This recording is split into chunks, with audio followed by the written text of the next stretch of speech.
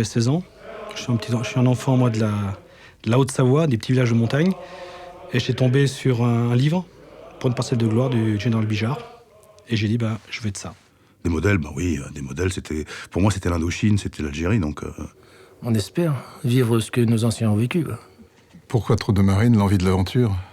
L'envie d'aventure. Je pense qu'il n'y a pas plus riche comme expérience que de voyager et d'être confronté à d'autres cultures. Je me suis laissé guider parce qu'il y avait un état d'esprit qui me plaisait. Cet esprit de groupe, cet esprit d'équipe, cet esprit commando aussi. C'est aussi cet esprit de dépassement de soi qui fait que les troupes de marine sont choisies généralement parmi les meilleurs, etc. D'aller chercher, est-ce que j'en serais capable? Oui, j'en suis capable, donc oui, je l'ai choisi. Chaque régiment est spécifique dans les troupes de marine, mais chaque régiment crée son milieu, crée ses traditions.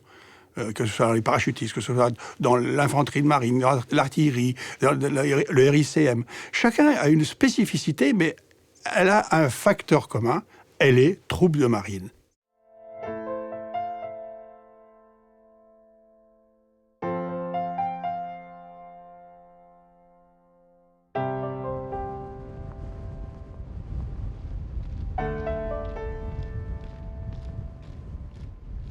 Sur nous, troupes de marine, jamais le soleil ne se couche.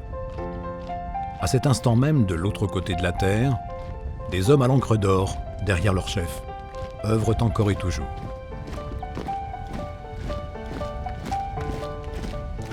Marsouins et Bigorre, nous sommes tous frères d'armes. Et depuis 1870, nous commémorons chaque année les combats de Bazeilles, ce fait d'armes qui fonde notre esprit de corps. Dans la France alors en guerre, nous disputions aux Bavarois ce petit village des Ardennes, à 1 contre 10, jusqu'à la dernière cartouche. Quand la retraite est ordonnée, 2655 des nôtres ne sont plus. Mais les pertes ennemies s'élèvent à plus du double. Nos régiments entrés dans la légende en 1870 sont les fiers descendants des compagnies ordinaires de la mer, créées par le cardinal de Richelieu en 1622. Ces troupes, chargées à l'origine de sécuriser les navires et les ports, embarquent ensuite pour les comptoirs coloniaux. Le soldat de marine, homme au cœur de matelots et de soldats, s'ouvre à l'outre-mer et à la diversité des cultures. Partout où nous servons, nous avons à cœur de nous montrer dignes de ce glorieux passé.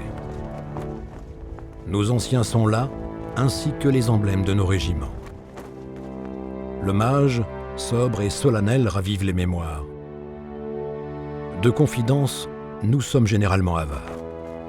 Ce que nous avons vécu loin de chez nous, comment en parler?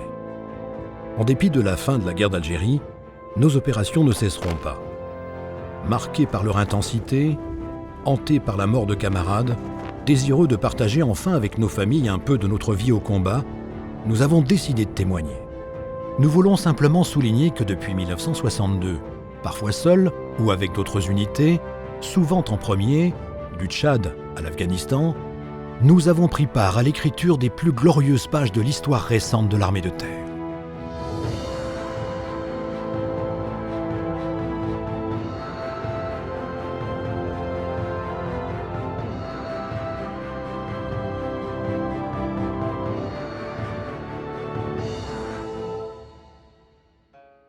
Après notre première intervention au Gabon en 1964, c'est dans les sables d'Afrique qu'il nous faut de nouveau engager le combat.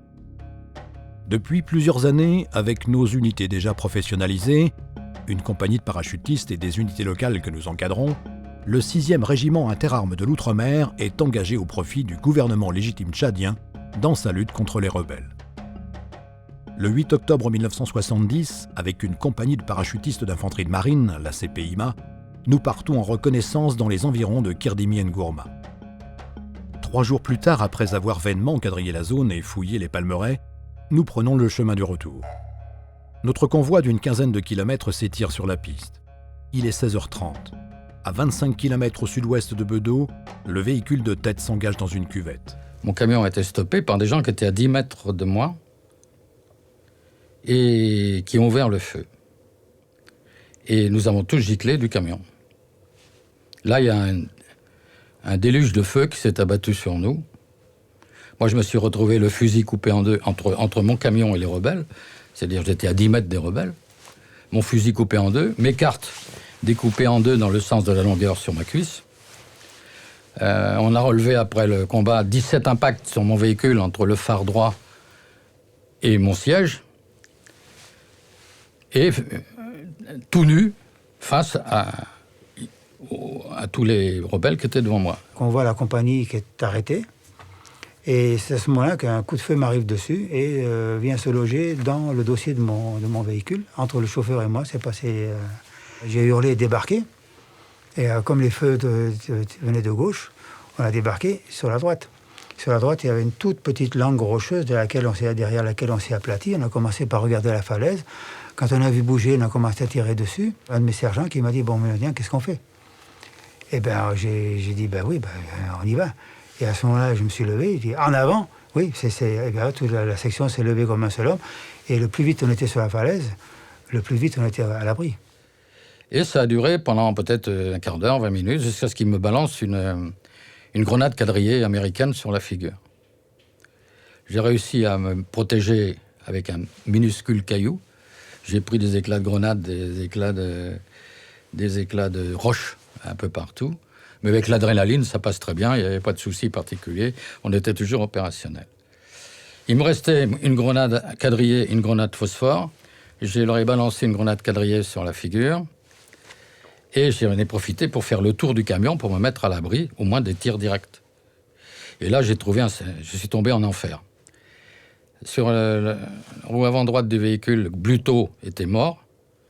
La roue avant gauche, Scrive était mort. Derrière, il y avait un type par terre qui s'appelait Nicolas. Il n'était pas mort, il faisait le mort, je l'ai su après. Mon radio, qui avait 3 balles dans le buffet un peu plus loin. Et à côté de moi, le sergent Nessus, qui avait une balle dans chaque pommette du village. Derrière moi, deux paras, Gagnol et Douty, en train d'agoniser. Donc lui, il était dans la passe au sol. Nous, on était sur la falaise. Donc on faisait un mouvement d'enveloppement. Moi, j'ai dégagé finalement, fait un mouvement court. J'étais le capitaine, donc on a dégagé la section du capitaine. Et Raphaël, qui était en arrière de moi, a fait un mouvement d'enveloppement beaucoup plus large. Et lui, c'est lui qui est allé jusqu'à dégager nos. Et on s'est retrouvé rapidement confronté à l'ennemi qui était de plus en plus proche. Et ces rebelles tenaient des points hauts. Et il y avait 3 points hauts avant de pouvoir descendre dans ce goulet où le lieutenant No était avec ses hommes. Dans un premier temps, vous dites « je suis mort ». Plus de fusil, plus rien du tout. Donc vous êtes prêt au sacrifice, vous allez passer l'arme à gauche, ça ne pose pas de problème particulier. Ce qui est dur à gérer, c'est quand vous sentez que vous allez peut-être vous en sortir. C'est-à-dire que vous sentez que les commandos derrière se rapprochent et que les tirs deviennent de plus en plus proches, et vous dites peut-être je vais m'en sortir. Et là, c'est assez difficile à gérer, mais on a géré quand même. Pour nous tous, à part quelques-uns de nos sergents, c'était le baptême du feu. Donc on n'a pas le calme ou le recul nécessaire. On est vraiment dans le feu de l'action, le nez dans le guidon. En fait, on ne marche qu'au réflexe. Je n'ai pas d'autre chose à dire, si vous voulez. C'est le seul souvenir que j'en ai. Et à ce moment-là, mon radio, fortement touché, m'a balancé son pistolet automatique qui tombait dans le sable, que j'ai démonté, que j'ai remonté. Et là, ça allait déjà un peu mieux. Et la grenade au phosphore, je l'ai balancée sur la dune où les 8 rebelles étaient présents. Il y a eu des hurlements épouvantables et les types sont partis. Et donc j'ai eu une paix royale jusqu'à ce que le commando Beaufils et le commando Raffen viennent nous dégager. En tant que lieutenant, on sait qu'il faut y aller. Donc on pousse ses billes pour aller à différents endroits. Quand on voit un camarade qui est au sol, on en désigne un pour rester auprès de lui. Je me rappelle que le sergent Serre était sur ma gauche avec son groupe. Moi, je devais me trouver avec une douzaine de gars, quoi. Une douzaine de gars, et il y en avait une 50aine en face, quoi. Voilà, sur les 3 pitons. Ça s'est passé simultanément. On est monté à l'assaut de ces 2 pitons, et le 3e, il y avait le groupe du sergent Malbranc qui était aussi là. Et on a ratissé ces 3 pitons très rapidement. Le chef doit être un exemple, il faut payer de sa personne, il faut se lever, il faut dire en avant. Sinon, les gens sont là, vous regardent, attendent. Il fallait courir. Et quand on est arrivé au pied de ces 3 pitons, on n'a pas réfléchi. On tirait, on montait. comme un jeu, on y va parce qu'il faut y aller, et puis c'est le métier. On ne pense pas à la mort, on n'y pense pas nullement, jamais. Ça nous a permis d'arriver très vite sur le lieutenant-no, et là, on a été très, très, très surpris de voir un peu l'état des gens. Il y a quand même eu 12 morts en tout et 15 blessés. Et un médecin capitaine Marini qui a fait un travail extraordinaire, et ce fameux pilote d'hélicoptère qui a œuvré d'une manière sensationnelle, à tel point que c'est devenu un symbole pour les paras. Il dit, si on est un jour blessé, il y a quelqu'un pour nous sauver. Je comprends l'importance parce que les blessés sont très graves et certains sont entre la vie et la mort. Ils ne peuvent pas être transportés par route, c'est impossible. Ils doivent être transportés par hélicoptère. Je demande aux mécaniciens de préparer les civières extérieures, d'aller les accrocher, de faire le plein. Et vers 9h30, l'hélicoptère est prêt. On a vu les premiers éléments arriver en fin de journée. Donc il s'est écoulé au moins 3 heures avant qu'un hélicoptère puisse venir pour prendre les gens qui étaient blessés. Et je fais l'approche, tout feu éteint. Donc je me pose. Le capitaine médecin Marini vient me voir. Il me dit, voilà, il faut... évacuer rapidement les plus atteints. Et les plus atteints, on les met donc dans les civières extérieures. J'en prends un autre assis derrière. L'évacuation qu'il a faite il avait une tempête de sable en plus qui s'est levée après l'accrochage. En surcharge permanente, avec la température qui règne là-bas, c'est extraordinaire. Mais tout ce qui est fierté, peur, toutes ces choses-là, je pense qu'on les ressent après. La compagnie a continué sa mission. Ce n'est pas les premiers morts qu'elle avait. Cette compagnie a eu, sur 120 hommes, a eu 26 morts et 53 blessés en 22 mois. C'est-à-dire qu'on a eu 2 types sur 3 touchés par balle en 22 mois. Donc c'était une histoire de plus. C'était la plus grosse histoire. Mais c'était une histoire de plus. Le plus jeune marsouin parachutiste tué dans l'embuscade de Bedeau meurt la veille de ses 18 ans. Un sacrifice qui illustre douloureusement la force de notre engagement.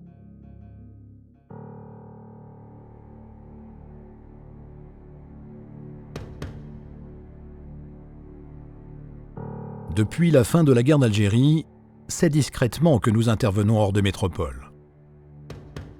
En 1978, épaulés par nos camarades de l'assistance militaire technique, la France nous envoie soutenir la jeune République tchadienne dans sa lutte contre le Front de libération nationale. C'est l'opération Taco. Le 18 mai, alors que la ville d'Ati est investie et sa gendarmerie encerclée par les rebelles, nous quittons Mongo pour rejoindre la zone des combats. À l'approche de la ville, nous sommes pris sous un véritable déluge de tirs d'armes lourdes.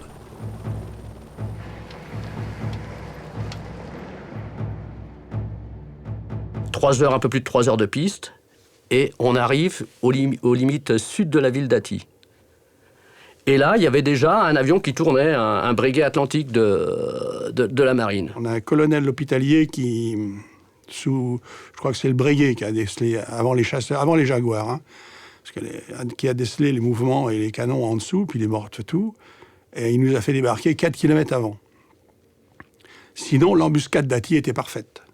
Si on était rentré à Ati en colonne, comme c'était prévu, on serait encore en train de sécher au soleil, à mon avis.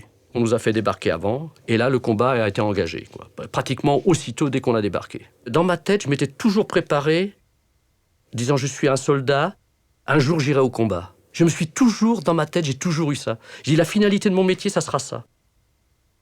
Ça commence à péter de partout. Je perds mon adjudant, qui est l'adjudant Alouche, sur le terrain. J'emmène mon groupe. Je pense à mon groupe avant de penser à moi-même. On a tous une moyenne de 17 à 19 ans. Donc c'est la première fois qu'on va au feu. Et là, on se dit, on n'est plus à l'entraînement. C'est vrai que quand les balles font pas pst, mais clac, clac, clac, je l'ai découvert le matin même. Les autres, ils le savaient. Quand ça fait clac, clac, clac, c'est pas très bon, quoi. Ah, l'ambiance, moi, je mets la pêche aux gars, quoi. L'ambiance, c'est on va cartonner, quoi. Mais de toute façon, faut aborder les choses comme ça. Faut faut pas trop non plus se prendre la tête, quoi. La température retenue à Athi pour la première journée de combat est de 52 degrés. Donc, vous voyez ce que ça peut donner. Bien sûr qu'on n'avait pas on avait que du camouflé, un point, c'est tout. On était aussi léger que nos fels qui étaient en face. Il n'y avait aucun problème, quoi. Entre le sud de la ville et nos positions, il y a un oued qui est à sec, qui s'appelle le Bata, qui à la saison des pluies, il y a 3 mètres d'eau. Et il y a en gros, entre 150 mètres et 250 mètres, vraiment un no man's land à traverser. Mais là, on est cloué, au moins pendant 2 heures. Et puis, le combat, à cause des munitions, il faut les gérer, les munitions, et à un moment, il y a des accalmies et tout. Et à un moment de temps, on a réussi, nous, notre section, à franchir ce no man's land.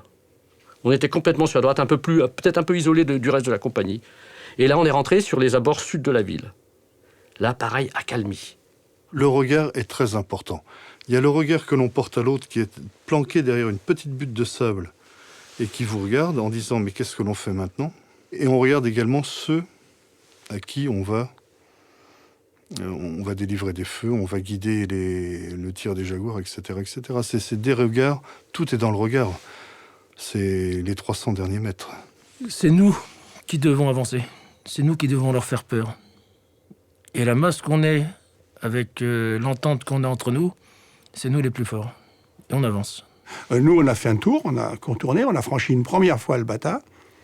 Après, il y a encore eu des types qui sont tombés. Je me fais moucher puisque je prends une balle qui rentre dans la mâchoire, qui traverse la gorge, qui ressort au milieu du dos. Et on nous rend des pilotes de la latte d'un courage extraordinaire, mais ce courage perdure, je crois. Parce qu'il faut voir ce qu'ils font en Afghanistan. Ils viennent me chercher à 300 mètres derrière la ligne de feu, donc se font percer leur hélico. Et puis, arrivé à 150 mètres de la Murette, on est passé à l'assaut. Une centaine de mètres de la Murette. On est passé à l'assaut, en marchant, bien sûr. Hein. Mais c'est un moment inoubliable. On fait encore, en gros, 150 mètres. Je ne sais même pas si on a fait 150 mètres. Et là, c'est parti de tous les côtés. On n'a rien vu venir. Là, j'ai dit, c'est fini. Mais je rigolais pas. Là, j'ai dit, c'est fini. On se protège nous, mais on protège nos camarades. Moi, étant tireur FM, j'appuie, je couvre mes camarades qui font progression. Et je reste avec eux. L'assaut, c'est quelque chose de très particulier. C'est un moment sublime. Autant pour celui qui donne l'ordre que pour ceux qui suivent. Parce qu'il faut à ce moment-là qu'ils aient absolument tout oublié. Il n'y a plus éducation, il n'y a plus rien. C'est là où ils doivent redevenir des loups, comme ceux d'en face. Le premier touché, ça a été moi, donc il était à peu près 3 heures de l'après-midi. Je prends une bastos dans une jambe, et là je suis projeté. C'est pas très douloureux. Je suis projeté, et là je me suis dit, là c'est vraiment fini. Tu ne reverras plus jamais ton pays. J'ai vu un truc, un mât, 3 couleurs. Je dis plus jamais je reverrai la France. C'est un duel, en fait, entre nous et eux. Et ce duel, il faut à tout prix le gagner. Un petit moment de désespoir. Et là, c'est reparti rapidement. J'ai dit non.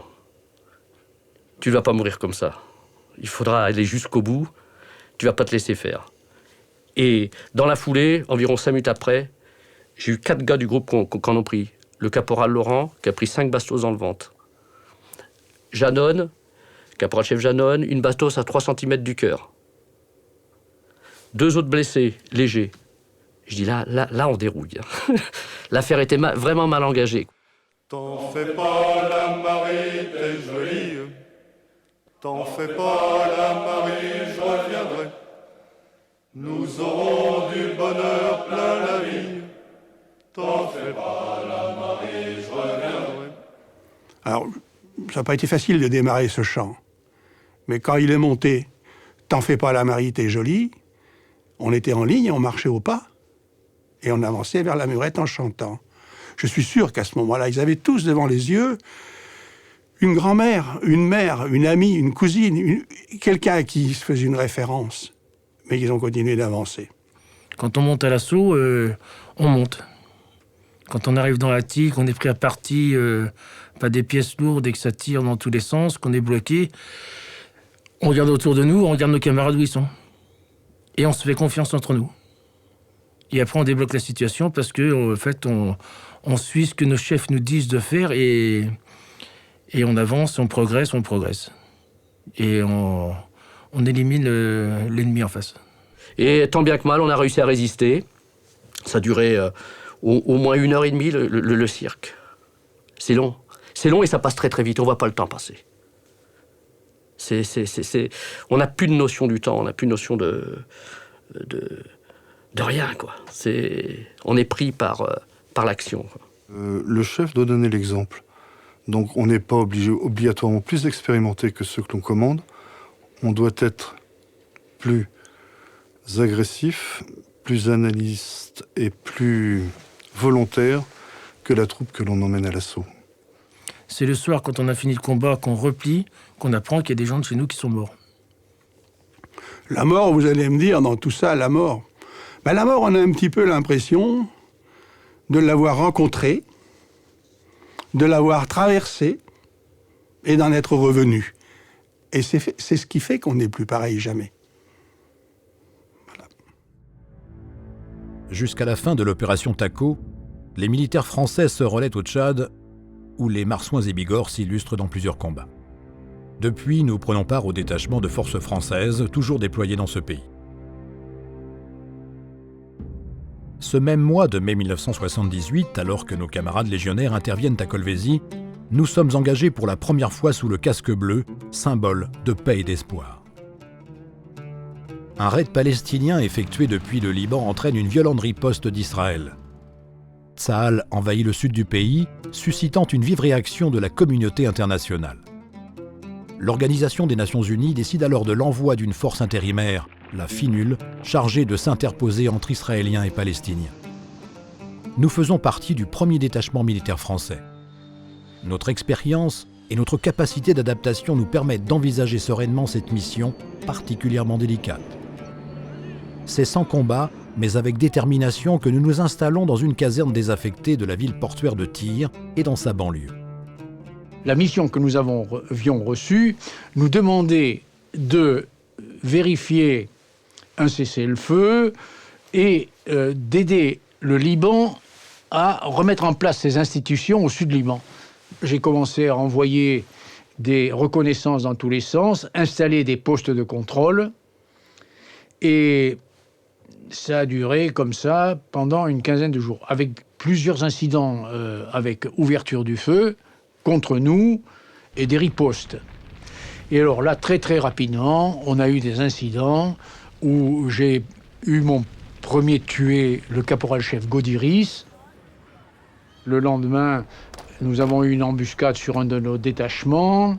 Le 2 mai, on était en intervention au premier échelon. Donc, l'intervention au premier échelon consistait à être dans la cour de régiment, dans la cour de la caserne de tir.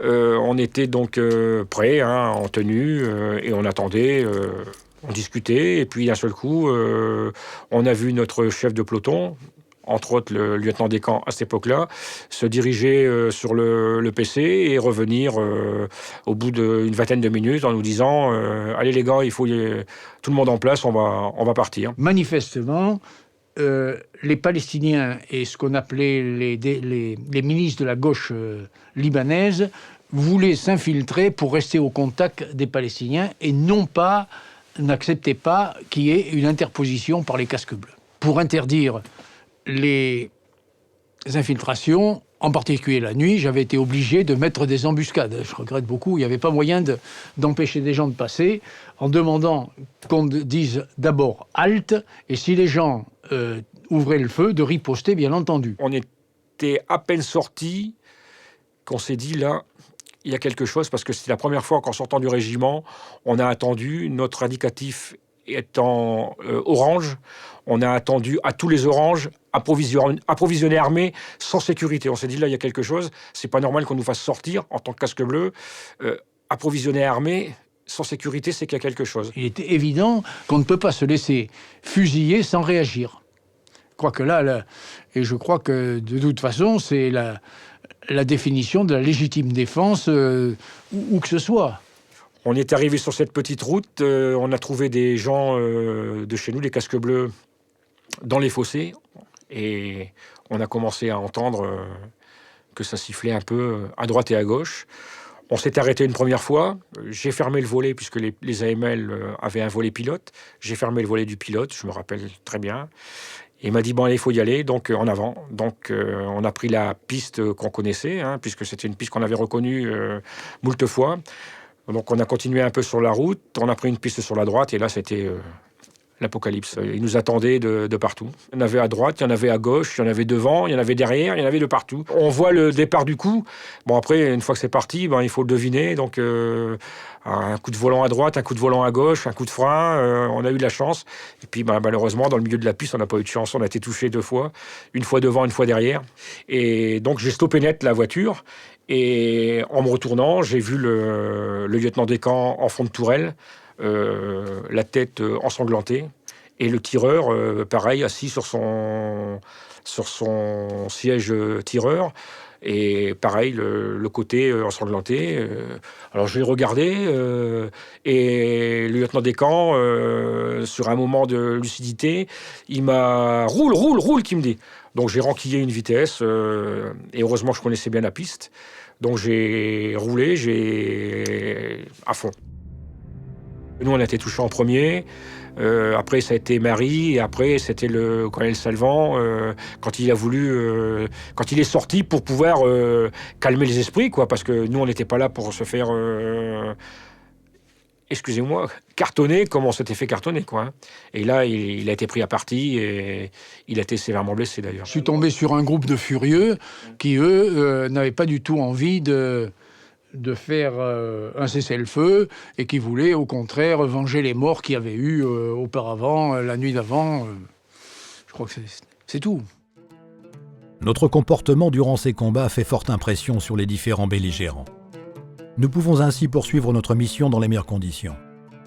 Grâce à notre action, la vie économique est relancée, les écoles rouvertes et un programme d'assistance médicale mis en place. En 1982, c'est à Beyrouth que nous intervenons une nouvelle fois. Depuis cette date, nous nous relayons avec les formations des forces terrestres dans le pays du Cèdre.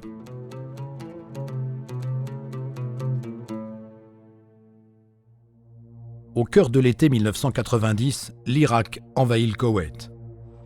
Sous mandat de l'ONU, 34 États forment une coalition destinée à chasser les troupes de Saddam Hussein. La France crée pour la circonstance la division d'Aguet, composée de différentes unités professionnalisées de la force d'action rapide. Le 24 février 1991, avec d'autres régiments, nous nous lançons à la conquête d'Assalman, l'objectif de la division.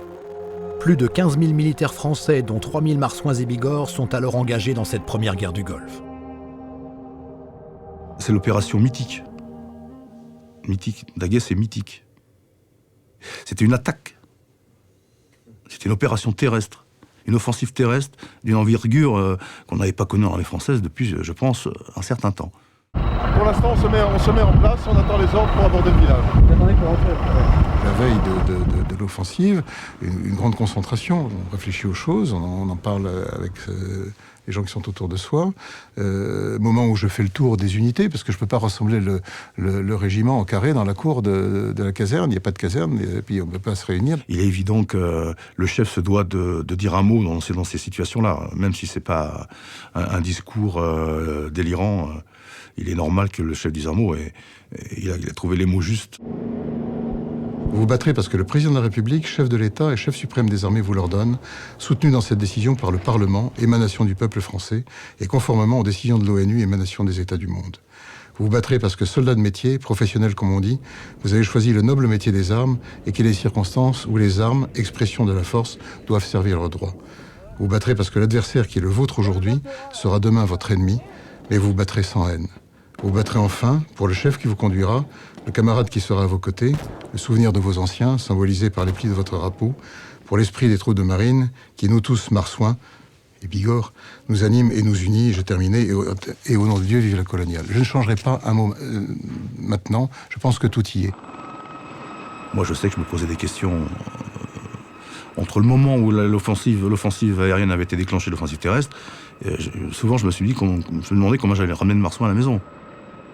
Et il y a un moment où on ne se fait pas de nœud au cerveau quand même. Hein. Quand je dis à toute la colo en avant, c'est pas parce que ça m'entrave dans mon envie d'aller au combat. C'est parce que ça me porte et que je veux par cela porter les autres. Et j'entends encore le 4e dragon qui dit, on les voit, ils sortent, ils lèvent les bras, ils sortent, ils lèvent les bras. Et là, on s'est dit, bon, là, manifestement, il n'y aura pas beaucoup de résistance, ou très peu. On a fait 1200 prisonniers au passage, quand même. Récupéré 1200 armes. Alors, enfin, même si les combats n'ont pas été d'une dureté âpre, ils ont eu lieu. Et en même temps, on a entre guillemets, un bilan qui nous est, dont on est fier. Donc, il y a quand même un sentiment de satisfaction, de constater que on n'a pas eu de perte, déjà. Témoignage de la pression qui pesait sur nous. J'ai enregistré 270 testaments, je crois, ou à peu près, j'oublie le nombre, dont le mien, de gens qui ne savaient pas ce qu'il adviendrait du lendemain et qui souhaitaient régler un certain nombre de choses avant. J'ai enregistré une quinzaine de mariages, sans comparution personnelle, comme on dit. C'était un signe de la tension qui régnait. Bah, finalement, je l'ai fait et j'ai marqué de ma petite empreinte l'histoire des troupes de marine. Et c'est quelque part, c'est une grande fierté. Hein. C'est presque un aboutissement, en fait. Le sentiment, on l'a fait. On avait à le faire. We did it, comme le disent les Américains. On avait à le faire, on l'a fait. D'ailleurs, on l'a même dit en anglais, puisque comme on avait des officiers de liaison américains, on a pu leur dire we did it. Donc, le sentiment d'avoir fait ce qu'on avait à faire et de l'avoir bien fait. Les tonnes de lettres et de colis envoyés par la population française durant ces longs mois et l'accueil chaleureux qu'elle nous réserve à notre retour restent un souvenir inoubliable. Les années qui suivent la guerre du Golfe marquent un tournant pour la défense. Le service militaire est suspendu et les armées se professionnalisent. Avec quelques autres régiments, nous ne serons désormais plus seuls à pouvoir intervenir dans les conflits.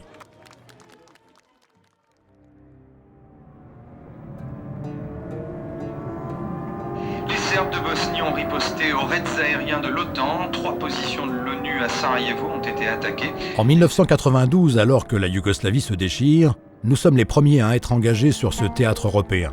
Intervenant sous mandat de l'ONU, nous portons à nouveau le casque bleu.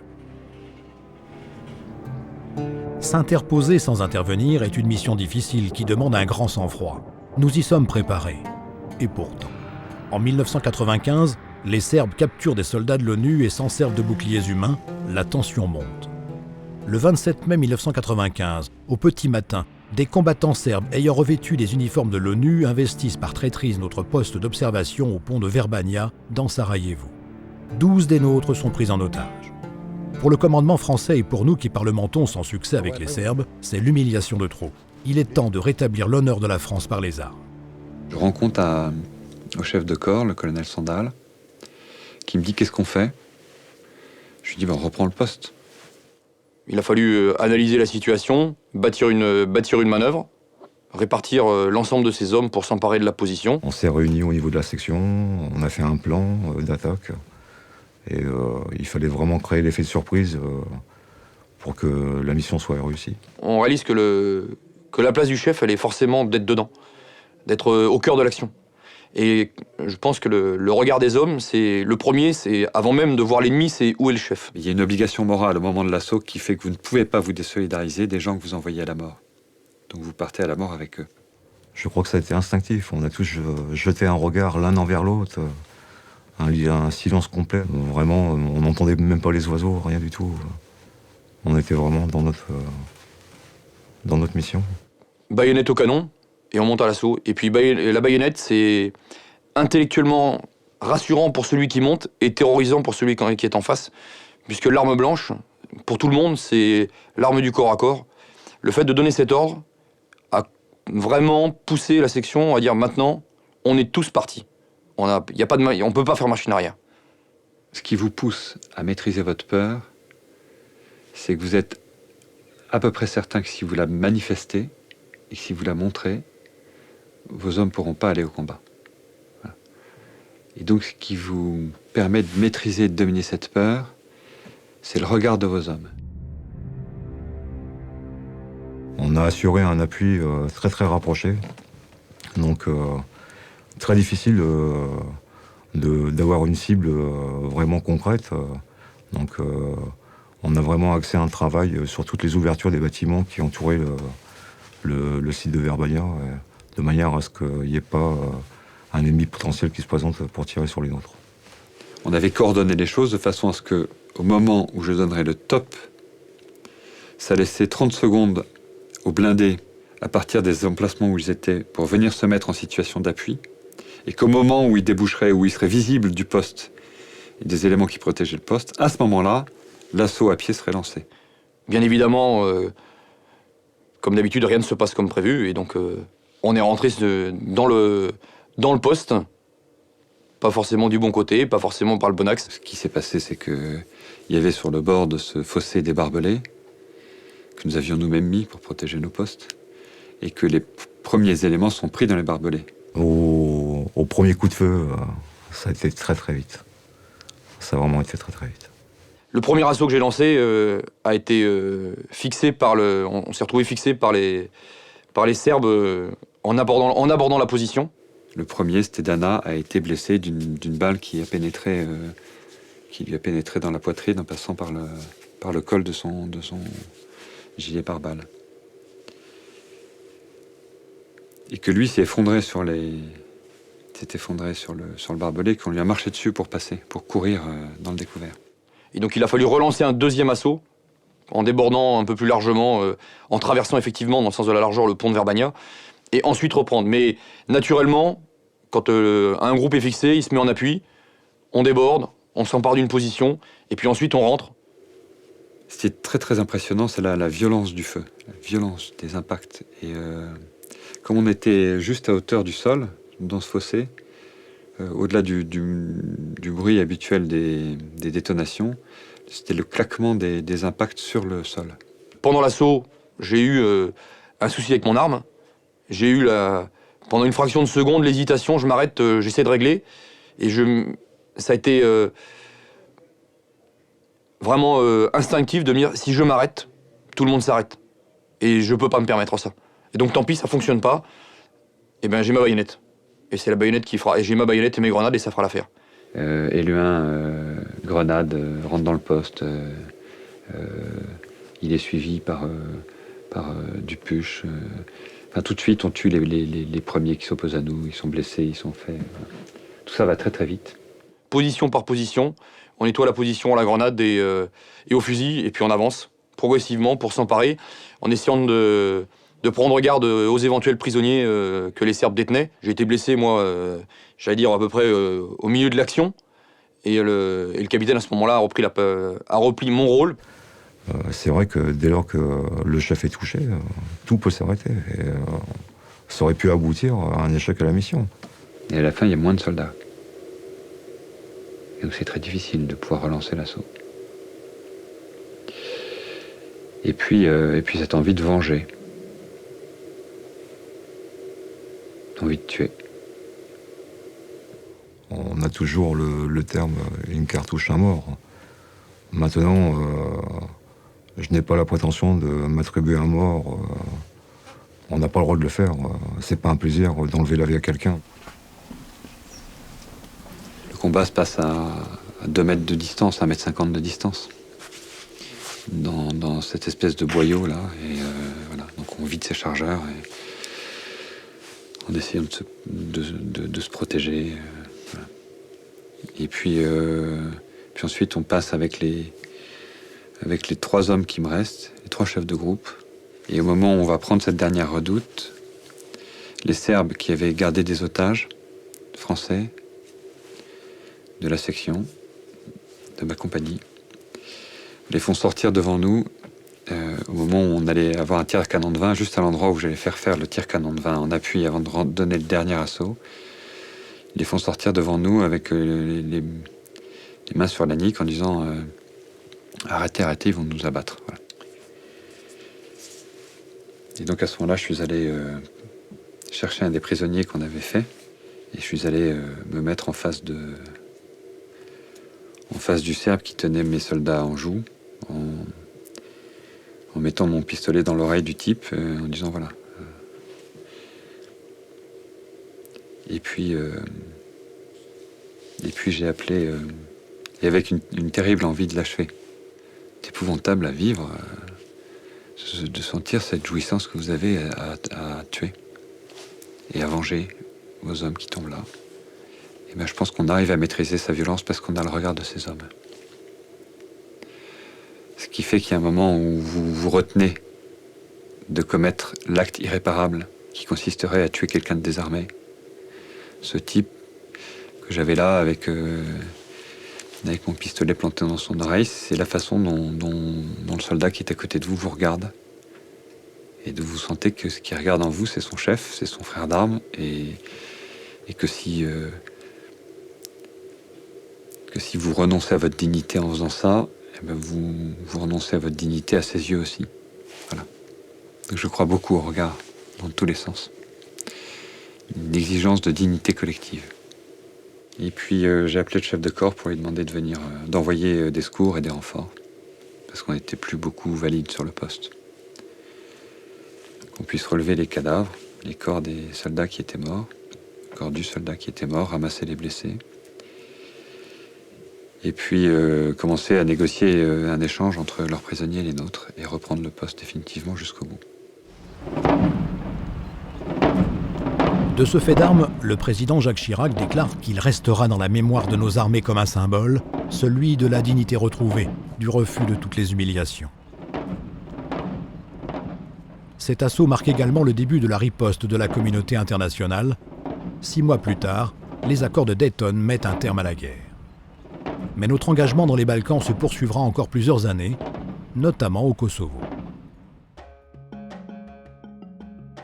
Des années 80 aux années 2000, nous participerons à plusieurs reprises aux interventions en Afrique dans des missions très difficiles.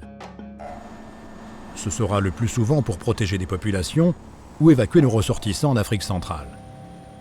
Mais aussi dans le cadre de l'ONU pour rétablir ou tenter de rétablir la paix, comme au Rwanda ou en Somalie. En 2002, nous intervenons en Côte d'Ivoire. C'est l'opération Licorne, déclenchée avec l'intervention dans l'urgence du 43e bataillon d'infanterie de marine déjà prépositionné, puis l'engagement d'éléments venus de métropole. Il faut éviter la guerre civile et les massacres. 2 ans plus tard, novembre 2004, la situation se dégrade à nouveau brutalement. À Bouaké, un avion de chasse ivoirien attaque notre camp. Le bilan est lourd, 10 morts, dont 8 marsouins et 37 blessés. Notre riposte est ferme. L'essentiel des forces aériennes ivoiriennes est détruit. Tout le matériel est russe. 450 km nous séparent de la capitale dans laquelle la communauté française et étrangère est menacée.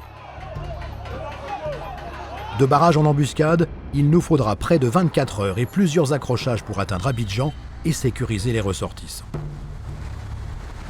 On est entré dans une ville qui avait été le théâtre de combats très violents, qui était plongé dans le noir parce que l'électricité était coupée dans certains quartiers, avec des carcasses fumantes de véhicules, avec des silhouettes furtives qui se déplaçaient le long de l'axe et puis qui étaient forcément impressionnés par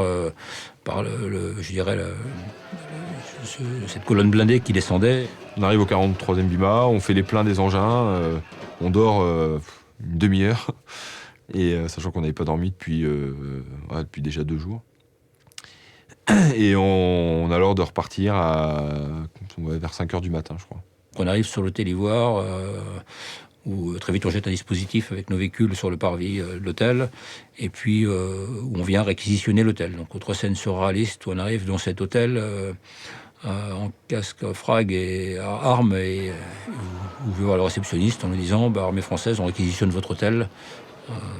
Donc vous imaginez sa surprise. On se pose sur le parking. On avait amené avec nous du 43e BIMA un camion rempli de barbelés. Donc comme ça, on a pu faire toute une zone sécurisée, le tour de l'hôtel, en mettant un réseau de barbelés.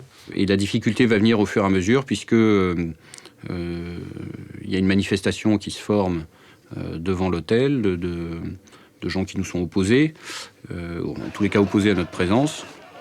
Et donc ça va durer à peu près 36 heures. La tension de la foule va aller croissante au fil du temps. Donc la foule va devenir de plus en plus hostile et de plus en plus poissante autour de l'hôtel. Pendant ce temps-là, on continue d'évacuer les ressortissants par la lagune, par derrière. Donc on arrive à mener notre mission à bien tout en maintenant la foule à distance. Le marsouin, il était à son air dissuasif face à la foule, avec son FAMAS, l'air serein pour montrer la force, quoi. Et attention, jouez pas, mais... Et puis dès qu'il se retournait, on sentait un espèce de sentiment d'inquiétude. Bon, qu'est-ce qui se passe ? Dites-moi ce qui se passe. Bon, c'est bon, mon chef est là. Il a l'air bien, il a l'air serein. C'est que tout va bien. Et puis il reprenait sa position, quoi. C'était vraiment un jeu de regard assez impressionnant. J'avais des garçons de couleur. soit originaires des Dom-Tom, soit originaires des Français originaires d'Afrique subsaharienne. Donc eux, c'était des traîtres pour la foule. Oui. Donc eux, ça a été très dur pour eux. Alors, lorsqu'on travaille dans un PC, normalement, on est, on n'est pas au contact. Alors que là, on était dans un PC, mais au contact direct, avec une menace physique directe et à très courte portée, ce qui est vraiment une caractéristique aussi de... On n'a pas la sérénité que l'on peut avoir lorsqu'on est dans un poste de commandement qui, par définition, n'a pas pour vocation à être sur la ligne de front et directement exposé au coup de l'ennemi. Ce qu'on ne sait pas, c'est que les gendarmes sont du côté de la foule, sont du côté des jeunes patriotes et qu'en fait, ils vont en quelque sorte permettre à la foule de retirer les réseaux de barbelés qu'on avait mis en place, ce qui fait qu'il n'y aura plus de frontière physique qui va nous séparer de la foule. En même temps, dans la foule, on voit des mecs armés, on voit des calages qui traînent, alors qu'avant, il n'y en avait pas. Je vous dis, c'était un peu bon enfant, ça chantait la bidjanaise. Là, on sent que ça se tend. Par l'attitude des gendarmes et par les gens dans la foule, qui changent. Beaucoup moins de femmes, plus d'enfants. Je lui dis, tiens, une petite calage qui traîne, un coupe-coupe, un machin. Quand je dis que c'est pas un bon moment, c'est que vous avez, vous, chef, la peur du dérapage, la peur du type qui craque, qui finalement ne se maîtrise plus et ne reste plus dans les cadres que vous lui fixez.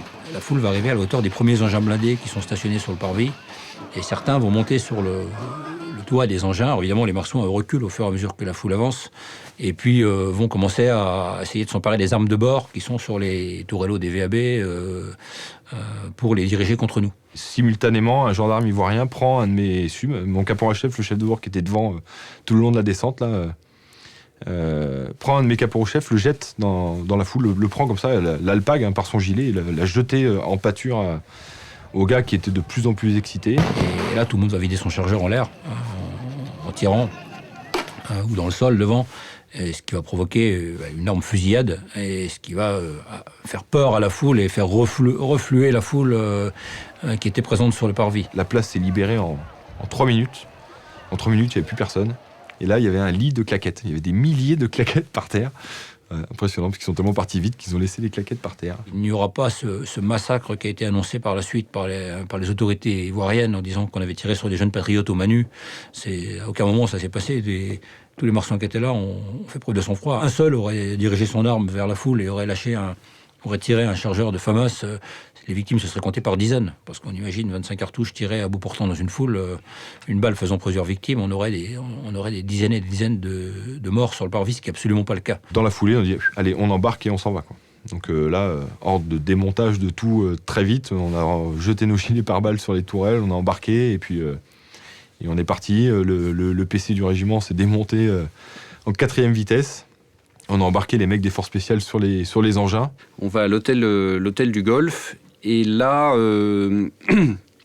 situation militaire est beaucoup plus calme. Et là, on va chercher dans les différents quartiers d'Abidjan proches de l'hôtel, on va chercher des ressortissants qui n'osent plus sortir. Ça redonne beaucoup de fierté, alors qu'on est confronté depuis 3-4 jours à des gens qui nous en veulent. Ça aurait pu être une catastrophe. Et on en sortira marqué, mais on a tenu notre rang. Et puis c'est des plus jeunes dont on est le plus fier. D'ailleurs, ils le savent bien, ils en jouent un peu. Après, en disant, oh, capitaine, 10 mois de service, regardez ce que vous m'avez fait faire, etc. L'évacuation des ressortissants sera réussie après une remarquable démonstration de sang-froid et de discipline de feu. Au plus fort de 10 ans de crise, l'opération Licorne aura mobilisé plus de 5000 hommes et réussi à stabiliser le pays.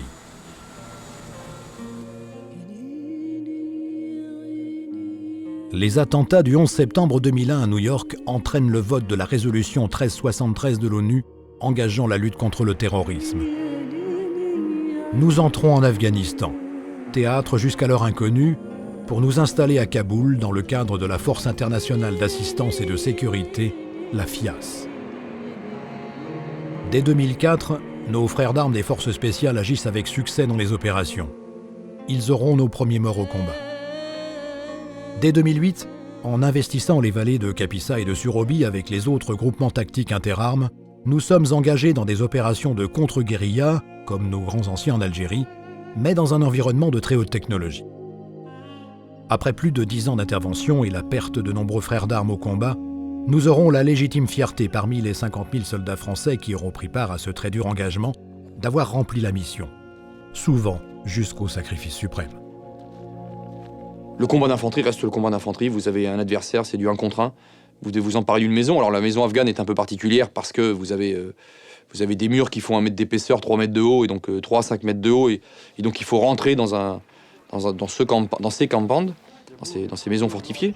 Donc vous avez des savoir-faire techniques à acquérir, mais globalement, pour le marsouin, ça reste lui contre un ennemi, lui contre un adversaire, au milieu d'une population en évitant les dommages collatéraux. Il faut rentrer dans un camping, ils sont dedans, ils nous tirent du haut vers le bas, il faut rentrer dedans, on rentre. Voilà, tout le monde pousse tout le monde. Le premier, il va peut-être passer d'emblée, mais il faudra continuer. Donc voilà, ça c'est tout le monde qui entraîne tout le monde, et personne ne flanche.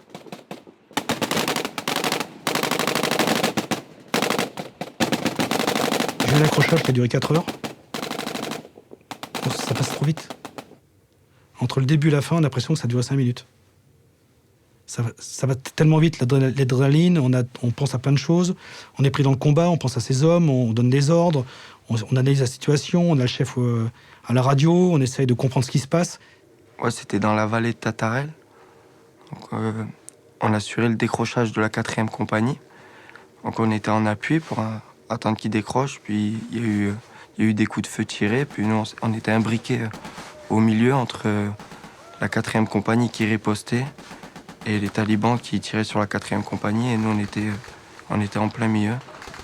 Donc ça a duré 16 heures toute la journée à attendre, allongé dans un champ que ça s'arrête, quoi. Voilà, après il y a eu les appuis hélicoptères, le Tigre. Donc c'est dissuasif quand même. Les tirs sont arrêtés, puis on a pu décrocher au bout de 16 heures. Le groupe qui est juste derrière. Dès que les balles sifflent, là, le premier réflexe c'est de se poster, d'observer et de pouvoir ensuite répliquer aussi violemment que possible. Donc là, les difficultés pour moi, c'est d'évaluer l'ennemi, que ce soit sur le terrain, trouver où sont ses positions, et aussi son volume. Et là, je me rends compte qu'il y a un volume très important d'insurgés. Donc là, c'est la plus grosse difficulté pour moi, c'est de voir tout de suite où sont les amis et où sont les ennemis. Les seules positions que je pouvais deviner, c'était les positions de lance-roquettes, donc du RPG. Parce que chaque départ de coup faisait une grosse boule de feu. Donc voilà, c'était assez visible, quasiment dans la foulée des contacts. Mes groupes me rendent compte qu'ils sont prêts à riposter, enfin qu'ils ont riposté et qu'ils sont prêts à bouger, à appuyer. Donc voilà, je vois rapidement quand même que bon, ils sont dedans et que voilà, je peux compter sur eux. On n'a pas tellement le temps d'avoir peur ou quoi que ce soit, on pense à faire notre travail. Voilà, on fait notre travail comme on nous a appris à le faire, donc parce que on nous envoie pas en Afghanistan comme ça, on a 6 mois de préparation avant. Donc ces 6 mois de préparation, ils nous mettent dans le bain. Et après, arriver sur le théâtre, on est dedans, quoi. Mais c'est après coup, quand on délaisse, ce que j'appelle moi le délestage, à ce moment-là, on s'assoit et tout d'un coup, le corps se vide du poids. Et là, on se dit, mais purée, qu'est-ce qui s'est passé ?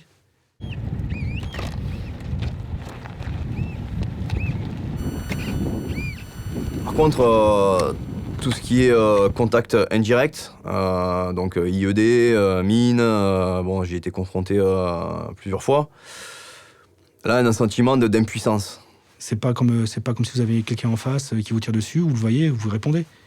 Là, vous roulez, tout d'un coup, ça explose, et puis après, on va au résultat. Et moi, ça me marque, oui. Moi, j'aimerais pas laisser des gens un jour sur une mine ou mourir sur une mine. On était 5 Français au milieu d'une section d'Américains. On allait mener donc cette reconnaissance d'axe qui était empruntée quasiment tous les jours. Et donc, j'ai décidé avec mes bonhommes, j'ai dit, mais toi, tu vas dans tel véhicule, toi dans tel véhicule, et puis moi, je vais dans celui-là, quoi. Et hasard, c'est celui qui a sauté sur la mine. L'IED était sur le côté, donc on a été soufflé, un peu blasté, mais sans gravité réelle. L'accrochage, suite à ça, quand même, on était accroché. J'ai reçu encore un éclat de RPG. parce que ça a explosé dans tous les sens. Et puis à un moment donné, il y en a un qui est arrivé sur ma jambe droite, sans gravité, petite piqûre, brûlure. Bon, on savait pas trop ce que c'est. Et puis je me rappelle encore du médic américain qui arrive, qui déchire nos treillis juste pour regarder ce qu'on a. Bon, il me récupère l'éclat, il me le donne dans la main, il dit « Allez, ça fera un souvenir. » Voilà, on était déjà complètement en décalage entre nous qui venions d'arriver sur l'Afghanistan et eux qui partaient au combat comme s'ils allaient chercher une baguette à la boulangerie, quoi. La grande nouveauté, qu'on a peu l'occasion de travailler en métropole, c'est l'intégration des moyens entre les hélicoptères, les drones, voire la chasse, l'artillerie, le génie. Je suis parti là-bas en tant que commandant d'unité de batterie de tir, avec 2 sections de tir, 2 équipes d'observation. Et mon métier à moi, outre que le commandement de mes hommes, c'est de proposer et de coordonner les demandes d'appui-feu et la conduite des appuis-feu qui ont été validés par le chef. On s'infiltre les premiers puisqu'on fait du renseignement. Donc c'est une infiltration de nuit. Donc là, on a pas mal de marches et de dénivelé. Une fois en position d'observation, on fait du renseignement pour les sections qui vont s'infiltrer à pied. Et on sait qu'on a une grosse responsabilité. Parce que si le tir est réussi, on va sortir une grosse épine du pied des gens qu'on appuie. C'est déjà une lourde responsabilité d'avoir tous les appuis, c'est-à-dire le mortier de 120, on a le César, on a les avions, on a le mortier de 81 aussi, on a les hélicos, et de là je peux vous dire que la carte elle est tenue à jour et on sait où sont les mecs. À chaque fois qu'un obus part, il y a le même stress. Il y a ce même... c'est pas de la peur, c'est pas du manque de confiance en soi, mais c'est... Bon, voilà, on délivre de l'explosif et il faut que ça tombe au bon endroit, au bon moment. Par contre, si ça merde, on peut engendrer des pertes, faire du frat, du tir fratricide. Et, donc oui, mais on essaie de pas y penser, honnêtement... Donc c'est pas à nous, en plus, de causer des pertes, quoi. Donc on travaille vite, mais on fait quand même attention à ce qu'on fait, quoi. Ok, par 4, module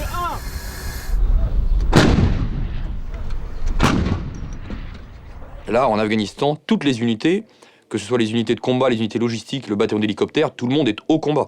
Potentiellement, tout le monde peut mourir, il n'y a pas de ligne avant et de ligne arrière. Donc l'engagement... Et bien évidemment, il est plus risqué pour les fantassins qui s'engagent à pied, mais il est réel pour tout le monde. Donc cette dimension engagement ultime, elle est réelle. Je pense pas que les gens, quand ils sortent dans la vallée d'Al-Assai ou peu importe, ils se disent j'y vais pour défendre les intérêts de la France. Je pense pas que le marsouin parachutiste, c'est à ça qu'il pense en premier. Mais je pense qu'il pense j'y vais pour être avec mon pote d'à côté, celui qui un jour m'a sorti de la merde. J'y vais pour être avec mon chef de groupe. J'y vais pour être avec mon chef de section. J'y vais pour ma compagnie parce que c'est une compagnie prestigieuse ou la même chose pour mon régiment. On est content de savoir qu'on parle de nous à la télévision, etc. On est moins content quand on parle d'un décès en Afghanistan 5 secondes juste avant de parler des troubles de l'équipe de France de foot. On sait très bien que quand on va en Afghanistan, on peut mourir, on le sait. Il y a le danger, il y a les mines, il y a les véhicules de suite bombeurs, on sait qu'on va, il y a un danger. Mais non, il faut l'accepter. Si on l'accepte pas, on quitte l'armée et puis on trouve un métier dans le civil. Donc ça, il faut l'accepter. On sait qu'on peut perdre des gens. Mais c'est vrai que c'est dur quand ça arrive parce que c'est des camarades d'armes.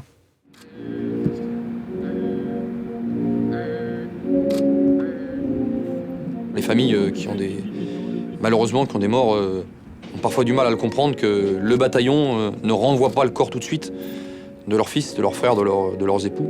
Mais le bataillon a besoin d'accompagner un camarade qui est mort parce qu'on lui rend les honneurs et en se disant tous un peu intuitivement si ça m'arrivait, je ne voudrais pas partir comme ça dans un avion, dans une boîte en plastique. Donc je suis un soldat, je meurs comme un soldat et on me rend les honneurs comme un soldat.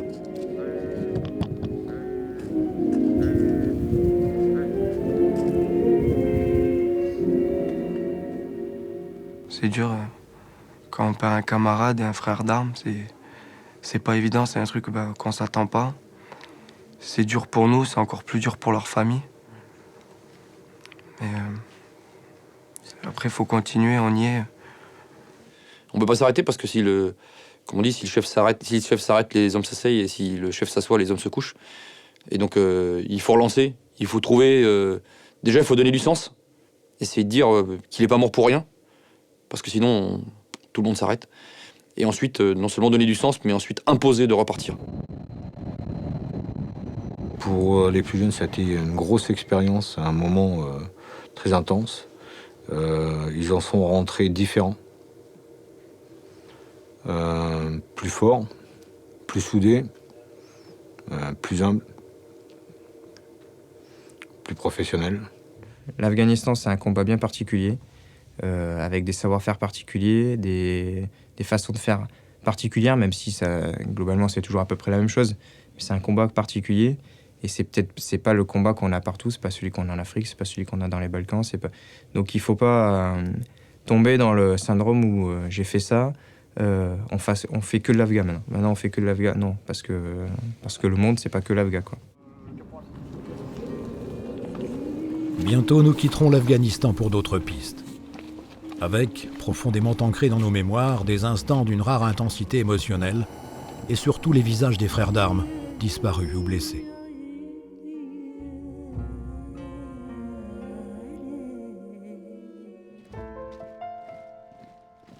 Nos drapeaux sont lourds des histoires tragiques et belles qui nous ont soudés.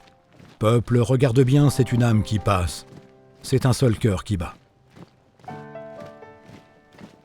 D'autres contrées nous attendent où nous mettrons une nouvelle fois à l'épreuve notre savoir-faire et notre savoir-être. Dans l'esprit de Bazeille, digne de nos anciens, fidèles à nos morts, toujours nous ferons face.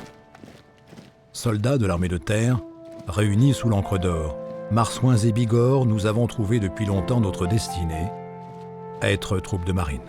Rien ne nous arrête, rien ne les arrête, et c'est ça qui fait vraiment la force d'un régiment troupe de marine. Commandant d'unité parachutiste, c'est mon rêve d'être mis en place en opération par saut, quoi. Ça, j'attends que ça. Il y a un état d'esprit assez spécial qui nous a soudés tous. C'est les événements qui soudent les hommes. On n'est pas des machines, hein. Les soldats, on n'est pas des machines, hein. On est des hommes. Hein. Contrairement des fois à ce qu'on peut croire, on a un cœur, on a une sensibilité. Et la plupart, on est père de famille. J'ai découvert que la vie était fragile, le sang n'avait qu'une couleur. Et que on pouvait être sensible tout en exécutant notre métier. Quelqu'un qui se dit marsouin ou Bigorre, troupe de marine, ne peut pas être quelqu'un qui n'est pas généreux et quelqu'un qui n'est pas ouvert vers les autres. C'est fondamental.